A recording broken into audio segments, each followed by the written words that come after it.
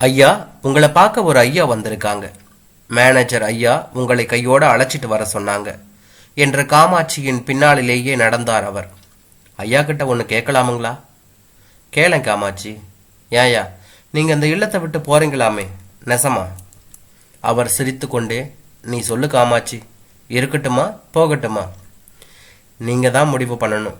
ஆனா ஒன்று, நீங்க இல்லைன்னா இந்த இல்லத்துல என்று எதையோ சொல்ல வந்து தொண்டையை அடைக்க பாதியிலேயே நிறுத்தினார். அதற்குள் அலுவலக அறை சமீபித்து விட்டது. காமாட்சி ஏதும் பேசாமல் கண்களை துடைத்து கொண்டு அகன்று போனாள். உள்ளே இருந்து, வாங்க வாங்க, என்ன சார் இது, இங்கே வந்துட்டேல், நன்னா இருக்கேளா என்ற வக்கீல் நரசையரின் வெங்கல குரல் வரவேற்றது. வாங்க வக்கீல் சார், என்ன இத்தனை தூரம்? இருவரும் உள்ளே நுழைந்து இருக்கையில் அமர்ந்து கொண்டார்கள். ஆமா, நான் இங்கே இருக்கிறது என்று கேள்வியாக நிறுத்த, உங்க மகன்தான் சொன்னார், உங்க மனைவி ஆக்சிடென்ட் கேஸில் நம்ம பக்கம் தீர்ப்பாயிருச்சு. ஃபோனில் ட்ரை பண்ண கிடைக்கல. சரி, நேராகவே வந்து உங்களை பார்த்துட்டு விஷயத்தையும் சொல்லிட்டு சில பேப்பரில் கையெழுத்து வாங்கிடலாம்னு ஆற்றுக்கு போயிருந்தேன். உங்கள் மகன் நீங்கள் இங்கே வந்துட்டு தான் சொன்னார். உங்கள் டாக்டர் இன்லா கண்ணில் ஜலம் விட்டு அலறா. என்னதான் மனஸ்தாபமானாலும் நீங்கள் அவளை இன்சல்ட் பண்ணுறாப்புல இப்படி ஹோமுக்கு வந்திருக்கப்படாது. போகட்டும் விடுங்க. என் மகனுக்கு பண விஷயம் தெரியுமா என்றார். ஜஸ்ட் பேச்சு வாக்கில் தெரிஞ்சுட்டார். 17 லட்சம் சாங்ஷன் ஆகியிருக்குன்னு சொன்னதும் அவர் அழாத குறைதான். பாருங்க சார், இப்படி கோச்சின்னு ஹோமுக்கு போயிட்டார்னு விசனப்பட்டார். அப்புறம்தான் இந்த அட்ரஸை தந்தார் என்றவர் மேலும் ஏதேதோ பேசிக்கொண்டே கையோடு கொண்டு வந்த அந்த ஃபார்ம்களில் அவரிடம் கையெழுத்தும் வாங்கி கொண்டு அவர் கிளம்பினார். ஓ, அதுதான் நேற்று மகனும் மருமகளும் இங்கு வந்தார்களா? அவர் யோசனையில் ஆழ்ந்தார். மருமகள் நிரஞ்சனா, மாமா, நான் பெரிய தப்பு பண்ணிட்டேன், மனசுல ஒன்றும் வச்சுக்காதீங்க, பெரிய மனசு பண்ணி என்னை மன்னிச்சிடுங்க. மன்னிச்சதுக்கு அடையாளமா நீங்க வீட்டுக்கு வந்துடணும். நீங்க இல்லாம வீடே வெறிச்சோடி கிடக்கு மாமா என்று கண்ணீர் மல்க கை கூப்பி நின்ற காட்சி மீண்டும் மனசுக்குள் ரீப்ளே ஆனது. இந்த பணம் இவ்வளவு பெரும் தொகையாக வரும் என்பதை அவர் எதிர்பார்க்கவில்லை. ரொம்ப ஏன், அவரே அதை மறந்தே போய்விட்டிருந்தார். ஒரு விசேஷத்துக்கு போய்விட்டு அவரும் அவர் மனைவியும் காரில் திரும்புகையில் எதிரே வந்த அந்த ஏசி பஸ் தரிகட்டு ஓடி காரில் மோதி இருவருமே படுகாயமடைந்தார்கள். சிகிச்சை அளித்தும் பலனின்றி மனைவி இறந்து போய்விட இவருக்கு முதுகு தண்டில் அடிபட்டதில் பல மாதங்கள் மருத்துவமனையிலேயே இருக்க வேண்டிய நிலை. நிர்வாகம் தானாகவே மகனின் கைக்கு வந்தது போல வீட்டு நிர்வாகமோ மருமகள் நிரஞ்சனா வசம் சென்றது. ஓரளவு குணமாகி வீடு வந்த போதும் அவரால் தன் வேலைகளை தன்னால் செய்து கொள்ள முடியாமல் சிரமப்பட்டார். அதுவரை வாழ்க்கையில் ஒரு சக்கரவர்த்தியாகவே இருந்து பழக்கப்பட்டவர் அவர். இந்த புதிய வாழ்க்கை புதிய கசப்பான பல விஷயங்களை கற்றுக் கொடுத்தது. புதிய உண்மைகளை எடுத்து முன்னால் வைத்தது. வயதான சமயத்தில் தன் மனைவியின் எதிர்பாராத மரணம் அவர் ஜீவனில் பாதியை துளைத்து விட்டது. நேசத்துக்கும் பாசத்துக்கும் ஏங்கிய அவருக்கு அலட்சியமும் அக்கறையின்மையும் பெரிய மரண அடியாக இருந்தது. உடலும் மனசும் நொய்ந்து போய் கிடந்தது. மருமகளின் நிராகரிப்பும் உதாசீனமும் அவரை குழம்பி தவிக்க வைத்தது. அவர் வேண்டாத சுமையாக நிரஞ்சனாவாலும் நிரஞ்சனாவின் குடும்பத்தாராலும் நடத்தப்பட்டார்.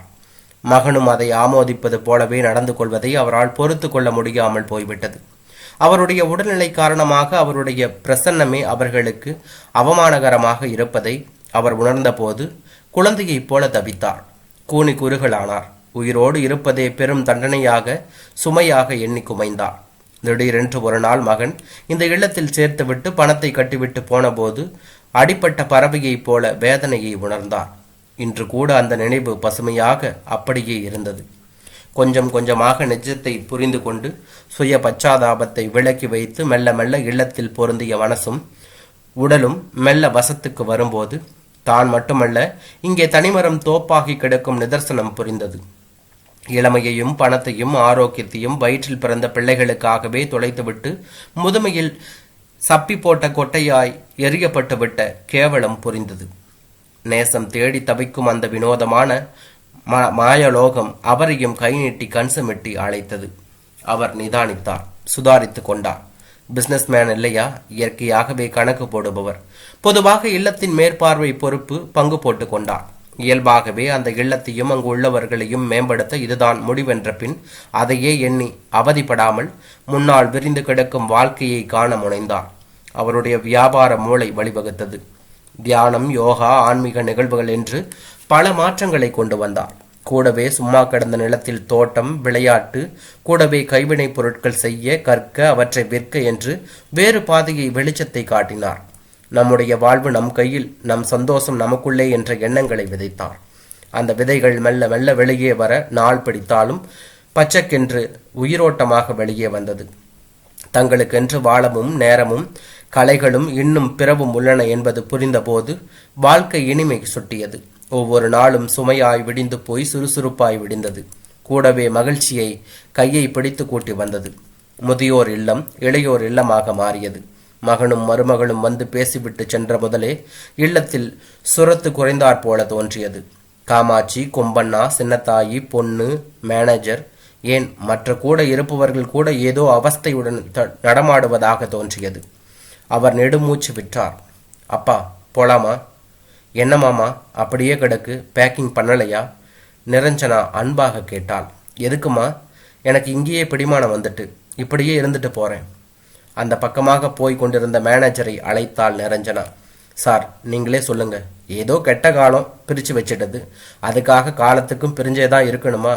நீர் அடிச்சு நீர் விலகுமா என்ன என்றவள் விம்மினாள். பிறகு நீங்களே சொல்லுங்க சார், ஊரு என்ன பேசும்? என்னதான வாயில போட்டு மெல்லும். மாமனாரை துரத்திட்டா ராட்சசின்னு இந்த பொல்லாப்பு வேணுமா சார் என்று நியாயம் கேட்டு கண்களை கசக்கினாள்.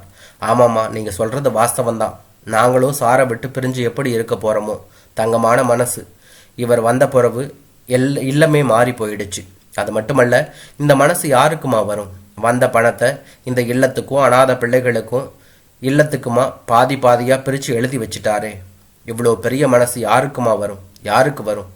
மேனேஜர் நெக்குருதி பேச தம்பதியர் ஏக காலத்தில் கிரீச்சிட்டனர். எனது என்ன சொல்றீங்க? ஆமாமா, உங்களுக்கு தெரிய நியாயமில்லை. இப்போதுதான் எல்லா ஏற்பாடுகளையும் செய்து முடிச்சிட்டு இளைப்பார வந்தார். இது என்ன அநியாயமா இருக்கு? நிரஞ்சனா கத்தினாள். என்னப்பா இது நிஜமா? நிஜம்தான். தானா வந்தது, தர்மத்துக்கு எழுதி வச்சிட்டேன். தர்மத்துக்கு எழுதுறதா? யாரை கேட்டு எழுதுனீங்க? பிள்ளை இல்லாத சொத்தா இது? பெத்த பிள்ளை இல்ல? பெத்த பிள்ளைய ஒரு வார்த்தை கேட்க வேணாம்? சி, நீ எல்லாம் மனுஷனாயா? 17 லட்சம் சுளையா? 17 லட்சம் தானா வந்த காசாம். கர்ம மகாராஜா தர்மம் பண்ணிட்டாராம். நாய் வித்த காசு குறைக்குமாயா? உன்னை இப்படி அனாத மாதிரி ஏஜ்டு ஹோம்ல போட்டுட்டு இருக்கும் போதே இப்படி இருக்கிறியே, எத்தனை தைரியம்? 17 லட்சத்தை வள்ளிசா எழுதி வைக்க எப்படியா மனசு வந்தது? நீ நாசமா போக. நிரஞ்சனா சன்னத்தும் வந்தது போல மரியாதையை பறக்க விட்டு ஏக வசனத்தில் எறிய மேனேஜர் அரண்டு போனார். நிரஞ்சனா, அது என் மனைவிய காபி வாங்கிவிட்ட வந்த பணம். அது தர்மத்துக்கு போறதுதான் நியாயம். ஆஹா, நியாயம்! பெரிய நியாயத்தை கண்டுட்டார். பெரிய நியாயாதிபதி. உங்களுக்கு பொண்டாட்டினா இதோ இவருக்கு அம்மா இல்லையா? அம்மா செத்து வந்த பணத்துல இவருக்கு உரிமை இல்லையா? பாதி பணம் வந்தாகணும். முதல்ல நிறுத்துங்க அந்த ஏற்பாட்டை. முடியாது நிரஞ்சனா. கோடிக்கணக்கான சொத்தை கொடுத்தாச்சு. பிஸ்னஸ், வீடு, தோட்டம், நகைகள், பேங்க்ல பணம் எல்லாமே கொடுத்தாச்சு. இது முழுக்க முழுக்க என் பணம், என் மனைவியின் பணம். என் இஷ்டப்படி செஞ்சாச்சு. நீங்க போகலாம். அவரையே வெறித்தாள். இன்னும் என்ன மரம் மாதிரி நின்றுகிட்டு கிளம்புங்க என்று பூமியை உதைத்தவளாக கணவனின் கையை இழுத்து கொண்டு நகர்ந்தாள்.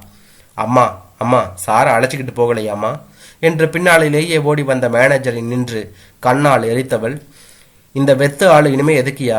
இங்கேயே கிடக்கட்டும் என்று சீறிவிட்டு அவரை பார்த்து சொடக்கு போட்டு, செத்தாலும் இனி நீ அனாத பணம்தானியா? பெத்த புள்ள கொல்லி வைக்க வரமாட்டார் என்று சொன்னவள், என்ன பார்வை, நடங்க என்று கணவனை விரட்ட அவனும் அவள் இழுத்த எழுப்புக்கு போனான். அங்கிருந்தவர்கள் அதிர்ந்து போய் நிற்க இவர் வாய்விட்டு சிரித்தார்.